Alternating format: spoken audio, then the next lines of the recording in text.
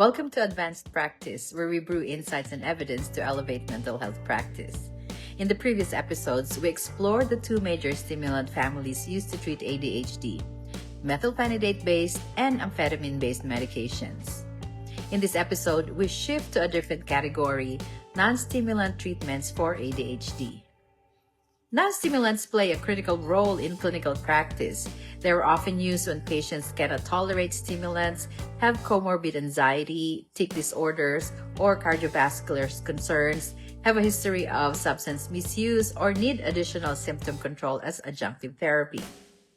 Unlike stimulants, which rapidly increase dopamine and norepinephrine signaling, non-stimulants generally work through more selective modulation of norepinephrine pathways or alpha-2 adrenergic receptors, and they typically have a slower onset of action. The first major non-stimulant is atomoxetine, marketed as Strattera, approved in 2002. Atomoxetine is a selective norepinephrine reuptake inhibitor. It increases norepinephrine in the prefrontal cortex, improving attention and executive function without the dopaminergic surge seen with stimulants. Treatment typically begins at 40 milligrams per day with titration to 80 to 100 milligrams daily. Clinical effects may take 2 to 4 weeks and sometimes longer to fully emerge. The second group of non-stimulants targets alpha-2 adrenergic receptors, which strengthen prefrontal cortical signaling. Guanfacine extended release, or Intuniv, approved in 2009, is a selective alpha-2A receptor agonist. It is particularly helpful for impulsivity, emotional dysregulation, and hyperactivity.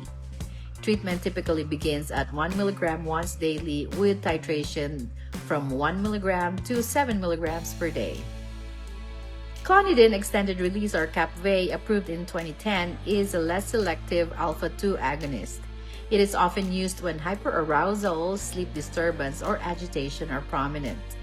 Treatment usually begins at 0.1 milligrams at bedtime, titrated up to 0.4 milligrams per day, divided into 2 doses. More recently, newer non-stimulants have expanded treatment options. Viloxazine extended release, marketed as Qelbree, approved in 2021, is primarily a norepinephrine reuptake inhibitor with additional serotonergic modulation. Treatment typically begins at 200 milligrams once daily with titration up to 400 to 600 milligrams per day depending on response. An emerging agent is centanafidine, a triple monoamine reuptake inhibitor affecting norepinephrine, dopamine, and serotonin transporters. This mechanism aims to provide broader neurotransmitter modulation without the stimulant profile. Clinical trials have studied doses roughly between 200 and 40 milligrams per day, though availability continues to evolve.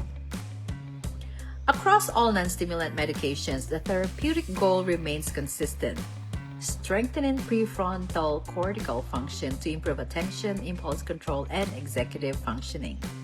What differentiates them is mechanism and onset. Non-stimulants generally have a slower onset but more gradual and sustained effect, and they often provide advantages in patients where stimulants are not tolerated or are clinically less appropriate. That concludes our overview of ADHD medications.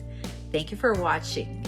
Tune into our next episode where we will answer the important question: how to choose the ADHD medication for the right patient. See you next time. Bye.